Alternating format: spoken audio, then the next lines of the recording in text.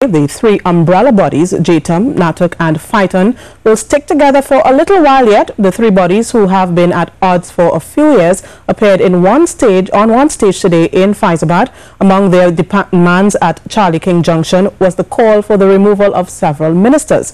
Wason has more. Not satisfied with the level of governance this country is getting, the United Labour bodies told the working class the labour movement will not be killed off. The National Union of Government and Federated Workers and the NATUC executive James Lambert is not happy with the Minister of Labour.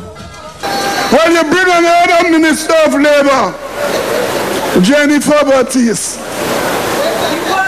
I want to know if Rowley had a right. The woman is biased. The woman don't think about anybody but than herself. Look at the state of the labor movement today. And you telling me you have been a former president of the Public Service Association?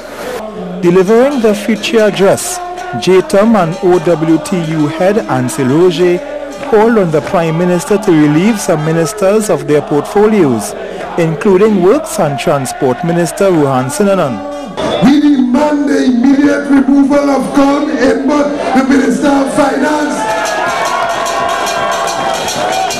We demand the immediate removal of retired Major General Marvin Dillon, Minister of National Security.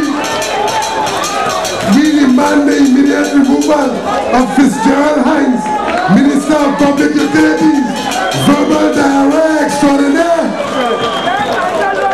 We demand the immediate removal of Shamfa Kojo. He added, for that reason, there will be a mobilization in the coming weeks where all the unions will be involved. Next Friday, the 30th of June, the labor movement will be going to Tobago to begin this mobilization with the people of Tobago. We will intensify this mobilization in Arriba, San Fernando, San Grande, and Bayero. And on Friday the 4th of August, we will be carrying this entire Labor Day here in Fyzabad to the streets of Port Spain. The unions are also calling for the immediate settlement of all outstanding wage negotiations and an increase in minimum wage. Wason, C News. And the Labor Day celebrations kicked off in Fyzabad with the annual wreath-laying ceremony at the gravesite of Tubal Uriah Buzz Butler, the man considered to be the father of the labor movement in Trinidad.